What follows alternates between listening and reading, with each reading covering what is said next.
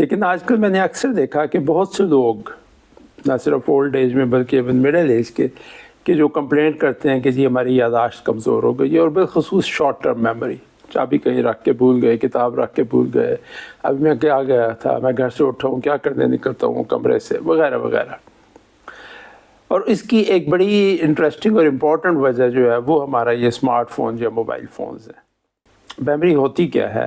Memory کے 3 steps ہوتے ہیں۔ بیسیکلی جب آپ ایک سینسری انپٹ آتا ہے، آپ کوئی چیز سنتے ہیں، آپ کوئی چیز پڑھتے ہیں، آپ کوئی چیز دیکھتے ہیں، آپ کوئی چیز ایکسپیرینس کرتے ہیں، یہ ایک سینسری انپٹ ہے جو کہ آپ کے مائنڈ میں جاتا ہے تھرو دا نرو سیلس، چاہے وہ آنکھوں کے ذریعے جائے، کان کے ذریعے، منہ کے ذریعے، ناک کے ذریعے۔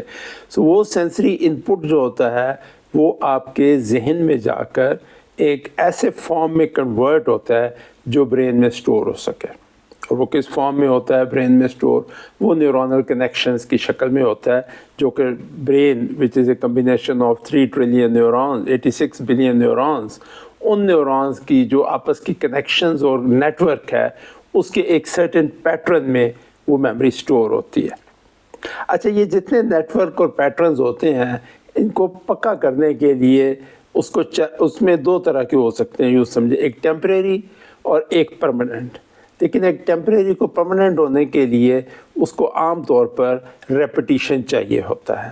اگر ہم جیسے اسکول میں، کالج میں یاد کرتے ہوتے تھے تو ہم ایک ہی چیز لے کر اس کو بار بار، 3 بار، 4 بار، 5 بار پڑھتے تھے، پھر ریوائز کرتے ہیں، یہ جیسے حافظ قرآن حفظ کرتے ہیں۔ سو بیسیکلی اس نیورونل پیٹرن یا میموری کا جو ان پٹ ہے اس کو پکا کرنا پڑتا ہے۔ جب وہ پکا ہو جاتا ہے تو پھر ان وے وہ ہمارے پاس سٹور ہو جاتی ہے۔ اور تیسری سٹیج آتی ہے جب ہم اس کو ریٹریو کرتے ہیں یا ہم کوئی چیز یاد کر کے اس سے کرنے کی کوشش کرتے ہیں۔ اور وہ 2 طرح سے ہوتا ہے، ایک ہماری اپنی تھاٹ پروسیس سے کہ ہم ایکٹیولی سوچتے ہیں کہ جی میں نے وہ کوئی ٹیبل یاد کیا تھا، یا میں نے کوئی فارمولہ یاد کیا تھا، یا کوئی نالج بیس ڈاٹا یاد کیا تھا تو اس کو میں یاد کرتا ہوں۔ اور دوسرا طریقہ ریٹریول کا ہوتا ہے کہ جب ہمیں کوئی باہر سے کیو ملتا ہے، ہمیں ایک اچانک بازار میں ایسا شخص نظر آ گیا جو 10 سال بعد ملا ہے، ہماری میموری میں اس کے متعلق اس کا نام، اس کی شخصیت جو سٹور ہے وہ ایک دم ریکال کرتے ہیں اور ہم اس بندے کو پہچان لیتے ہیں۔ یا ہم کسی پرانی جانی پہچانی جگہ پہ جاتے ہیں جہاں ہم 10 سال پہلے گئے تھے تو ہم اس جگہ کی، اس کے بارے میں ہماری یادداشت ایک دم ریفریش ہو جاتی ہے۔ سو اس سینس میں میموری یا یادداشت کے 3 سٹیپس ہیں۔ سب سے پہلے سینسری انپٹ کا آنا، نمبر 2 اس کو برین میں اس کے نیورونل نیٹ ورکس کے مطابق اس کا ایک سرٹن پیٹرن بن کے اس کا سٹور ہونا،